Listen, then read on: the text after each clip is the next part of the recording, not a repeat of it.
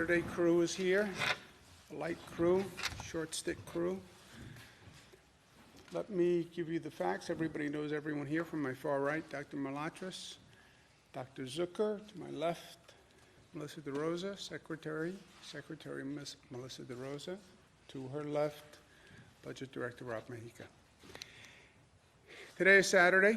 I know it's Saturday because I don't wear a tie on Saturday. That's how I know it's Saturday. Just a little convoluted reasoning, but it's not the first time.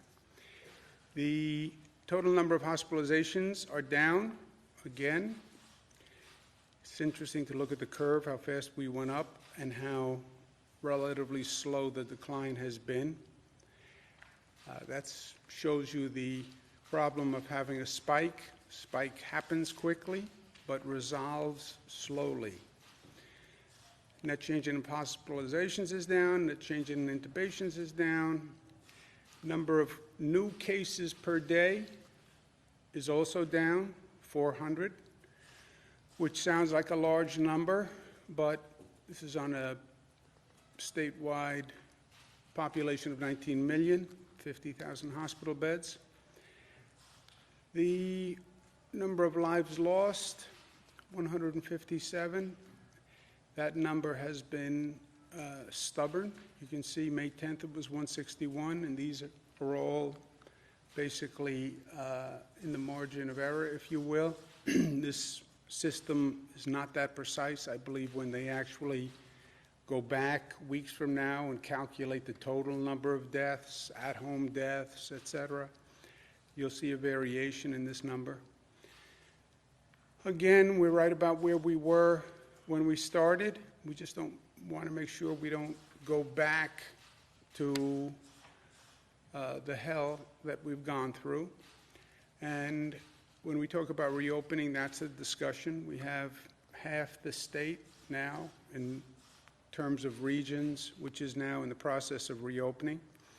We have a dashboard that tells people where their region is, what's going on, what the hospital rates are doing, what the infection rates are doing, so everyone has information to inform themselves and to have conversations with their local government. We have a smart phased reopening plan that has been reviewed by great experts in the field, and we feel very good about that. We're getting a little more nuanced in our analysis, looking for economic activities that you can start without crowds and without gatherings. Remember, the problem here are crowds and gatherings. So what can you do, or what economic activity is willing to reopen without a crowd, right? They're talking about this in terms of sports. You can have baseball without a crowd, but it can still be televised. Great. If you can have economic activity without a crowd, that's great. We can do that in this state with horse racing tracks, and we're going to do that. There'll be guidelines for the actual participants, but no crowds, no fans.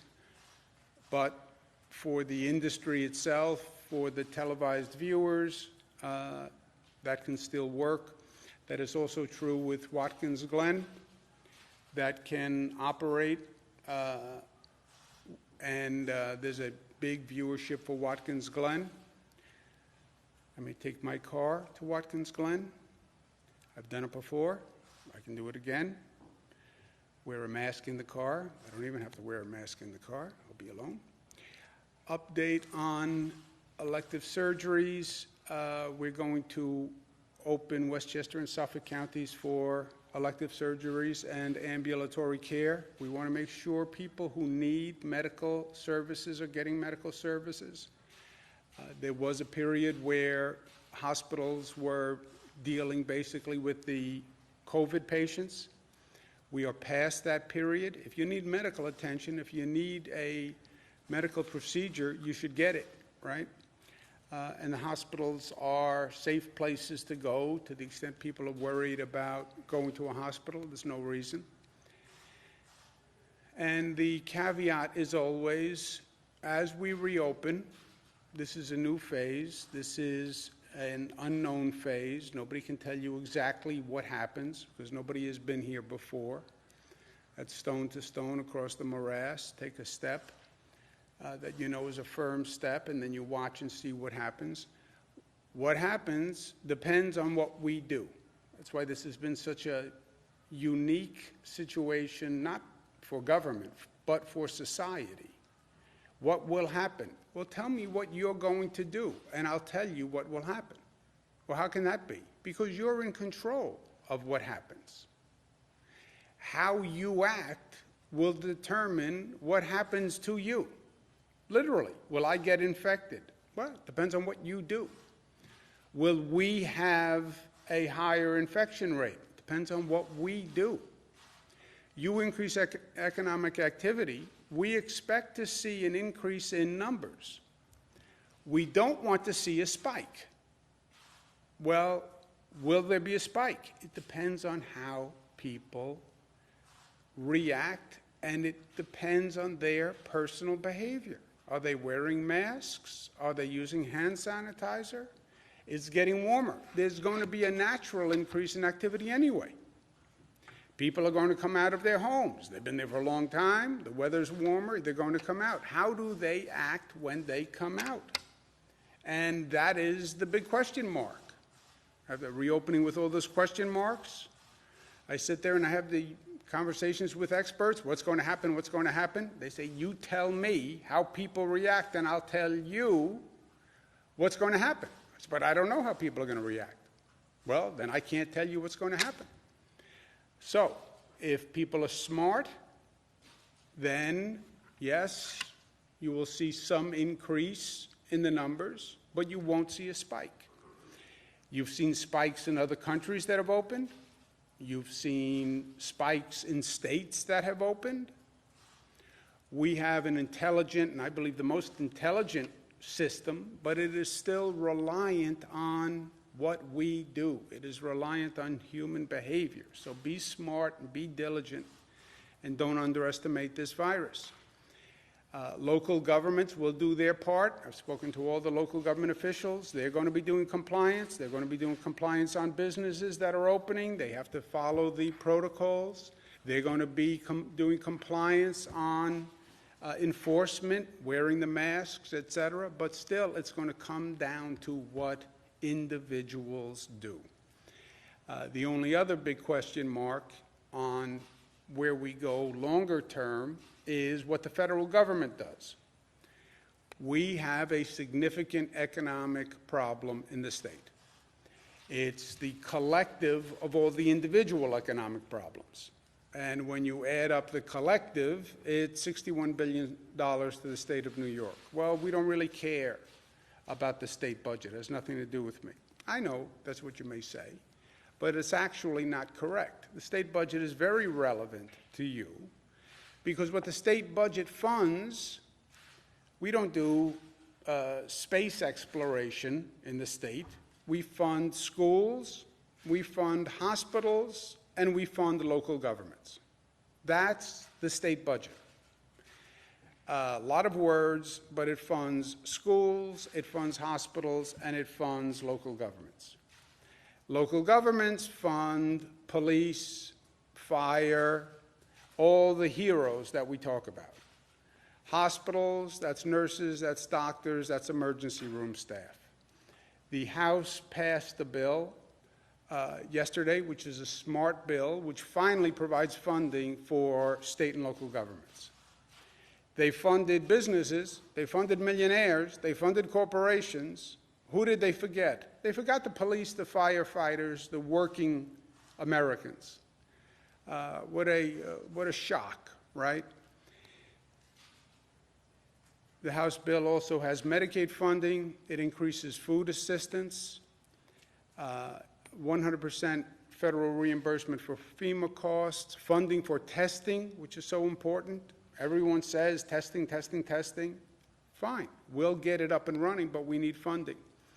And it repeals the SALT tax penalty to the state of New York, $14 billion. $14 billion, which was a theft in the first place. After the House passes a bill, it goes to the Senate, and that's where the bill is now. And to the Senate, they should respond quickly. I understand from their point of view, they say, well, we funded businesses, we funded millionaires. Yeah, good, that's nice. How about working Americans? And that's what the Senate should think about. How do you actually help the American people?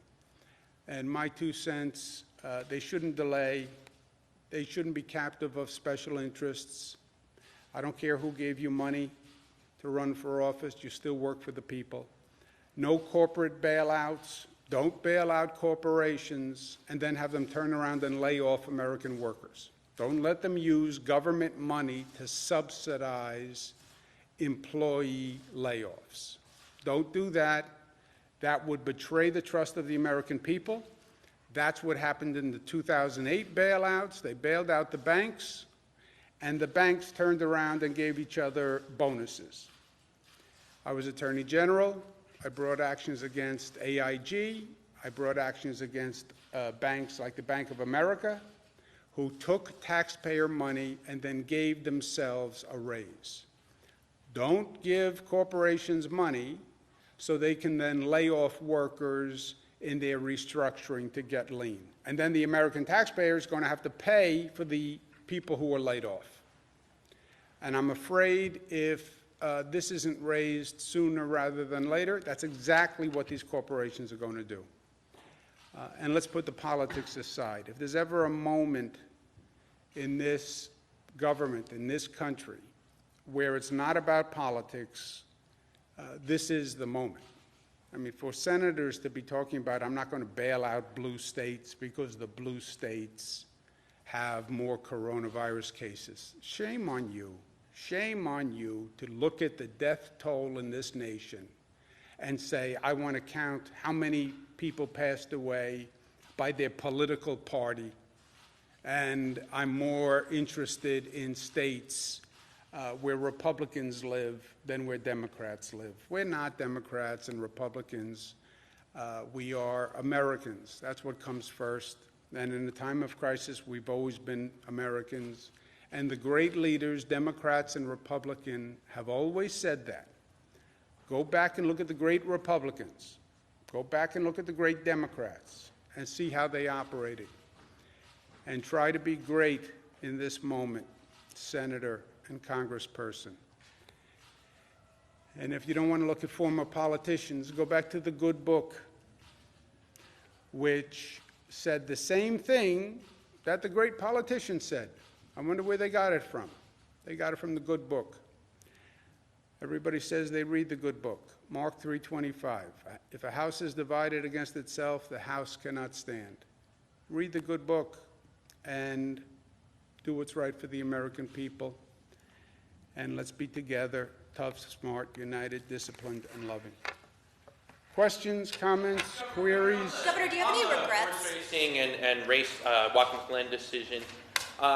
Do you intend on expanding that to other sports? You mentioned baseball. Are you okay with the Yankees or the Mets having games without fans? It's something where, look, what you want to do is increase economic activity as much as you can without spiking the infection rate, right?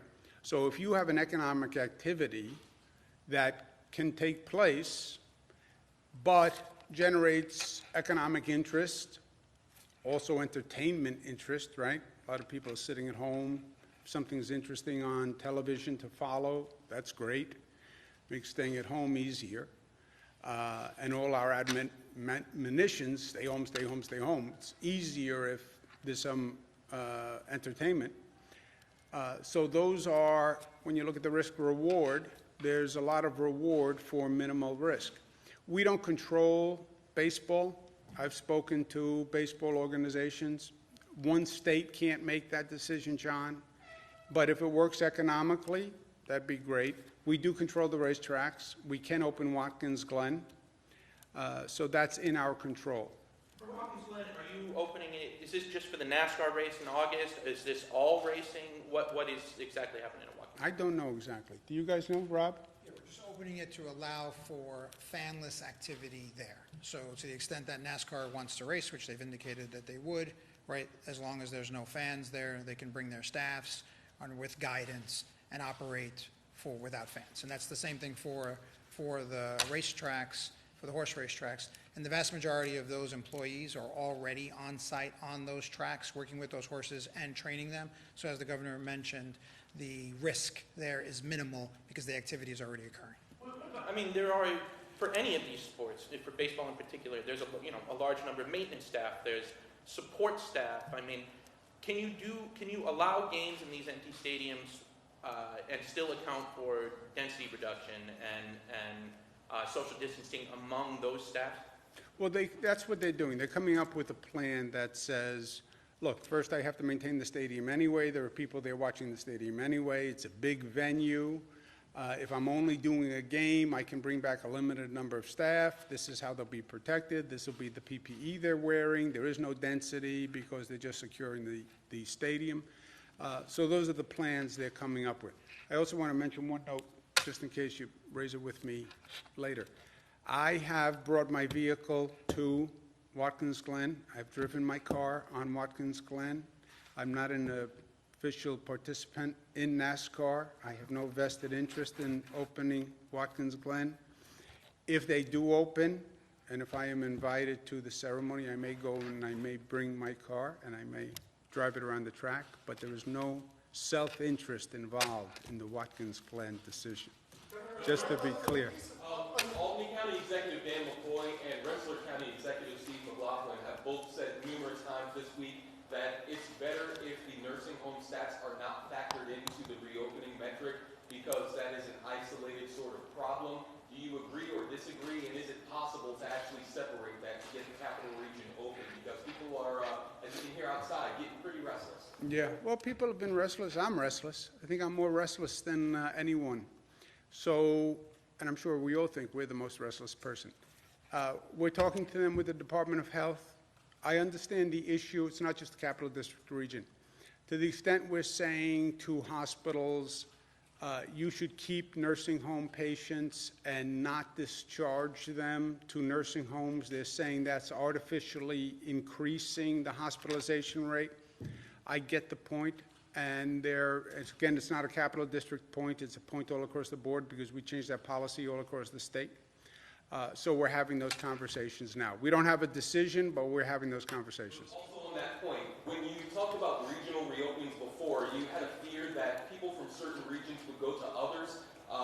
Amsterdam is one of the regions that's open right now, and it's pretty close to here. Is there a fear that people from a place like the Capital Region will go to the Mohawk Valley to shop now that they have that option? Well, the only differential on shopping is when you open in phase one, you have a curbside pickup. You now have curbside pickup in the Capital District region, but only one employee. So there's not much of a difference on that phase one between regions. The other activities in phase one, almost by definition, are existing employees. If a manufacturing plant opens up, they have their employees, and the employees for that business are going to go. So there's not a lot of cross-region fertilization, if you will, on that. Governor, on the issue of new cases, you said yesterday that they had plateaued. We're about 400 net every day. And you said that those were coming from home transmission. Is that new data from hospital surveys? That's from last week. That's from last week. Remember we looked at the, can you excuse me 1 second, please? Remember we did the data last week where we looked at, we want to know where are those new cases coming from. I had a theory, which turned out to be wrong, like many of my theories. I thought it might be predominantly essential workers who were still out there working, showing up, and that's where the new cases may have come from. That was exactly wrong. The infection rate among the essential workers is lower than the general population, and those new cases are coming predominantly from people who are not working and they are at home. So where are they being infected, I guess, is the question. What is the course of infection? Do we know? At home.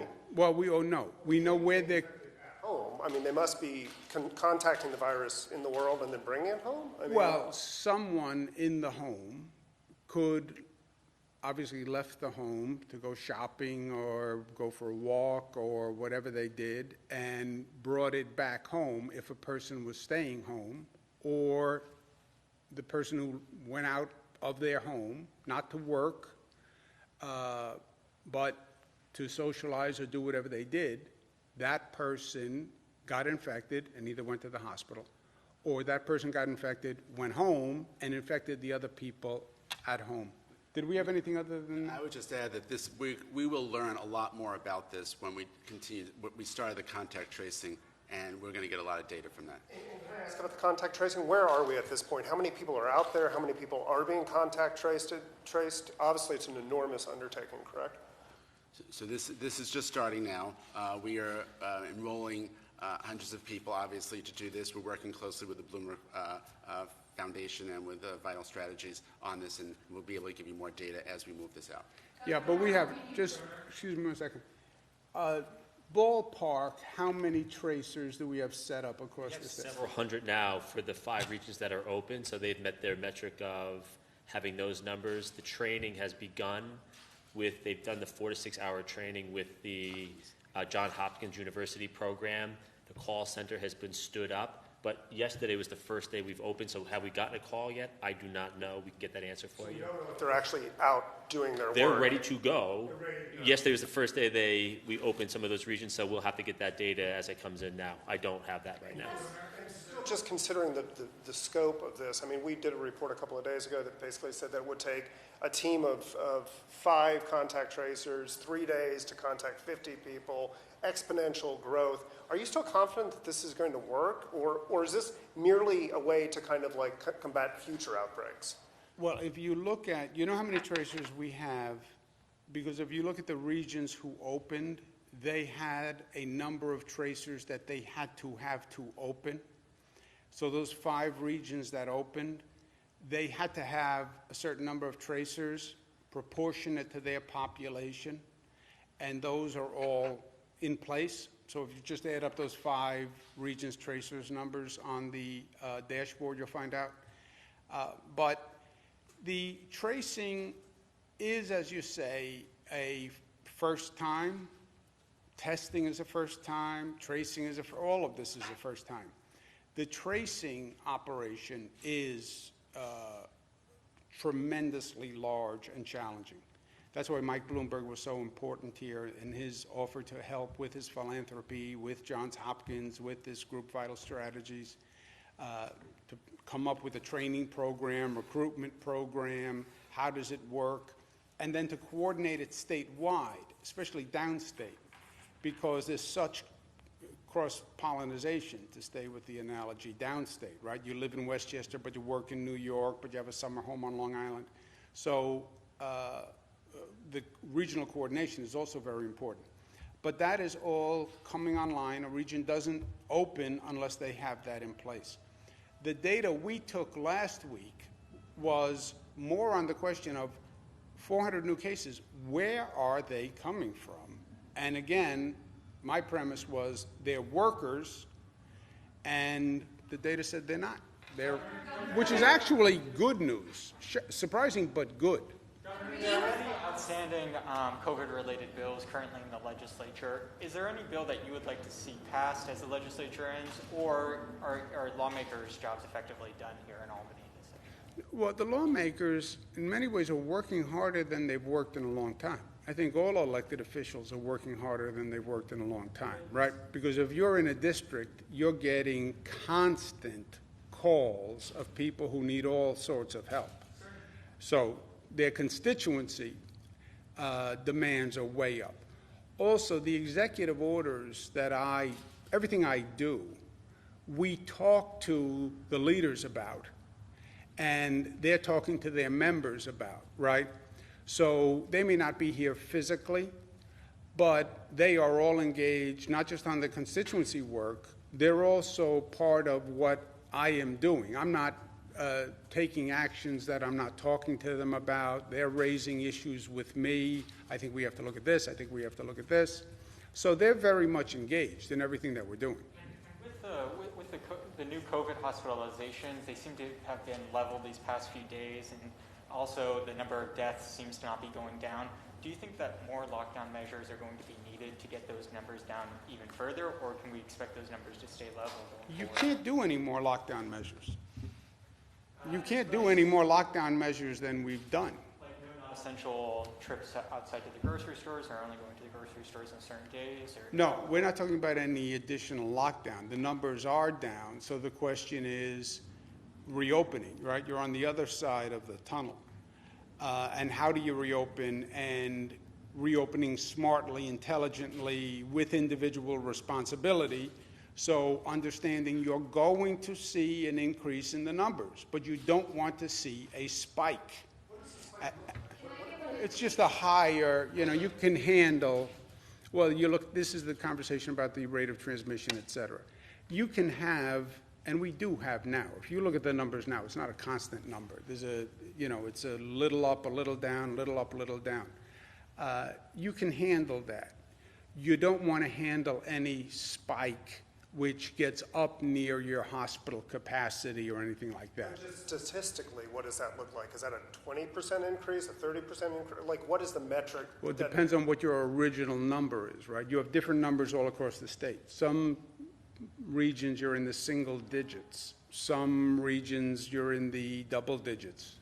So it's proportionate to that and the hospital capacity in that region. Everything is by that region. Did I say that correctly? Do you regret moving forward with the anti-malaria drugs, given the whistleblowers' complaints and a new study suggesting some patients receiving a cocktail of the drugs had cardiac arrests at a slightly elevated level? Is the state aware of any such concerns through its own analysis? You want to answer that? So we looked at the hydroxychloroquine. We found that of the hospitalized patients, there was no benefit or adverse harm. It was clearly known that there was an issue of the potential of abnormal heart rhythms when you gave that drug along with the azithromycin, which was the other drug. But there are other groups studying and looking at the use of this for individuals who are outpatient, and we'll wait and see what that data shows. Do you regret moving forward? Because there's just, obviously there's been hearings this week. Yeah, we didn't move forward, right? We tested, the drug was tested in hospital trials for the FDA, which is how they test drugs. So drugs were tested in New York hospitals, and the tests suggested not to go ahead with the drug. Yes? Can you respond to a tweet from the Rensselaer County Executive yesterday stating, these are Steve McLaughlin's words, not mine, the falsehoods by Cuomo have to stop, saying, quote, the rest of the U.S. is increasing is false. Florida, Hawaii, Idaho, Michigan, Nevada, and Pennsylvania have reported 5 weeks of decline in new cases.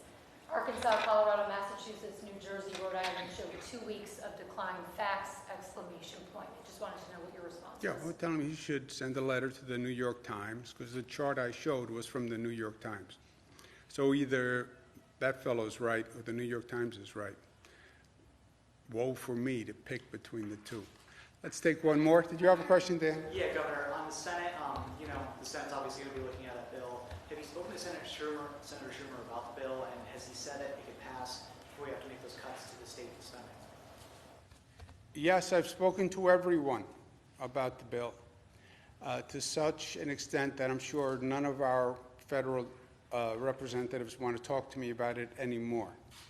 I've made it clear how important it is. I've made it clear what's going to happen to the state budget if they don't pass that bill. In many ways, they are in control of the state budget this year, because we passed the budget, we have a shortfall. If Washington does not make up that shortfall, there will be cuts. The state legislature is not here.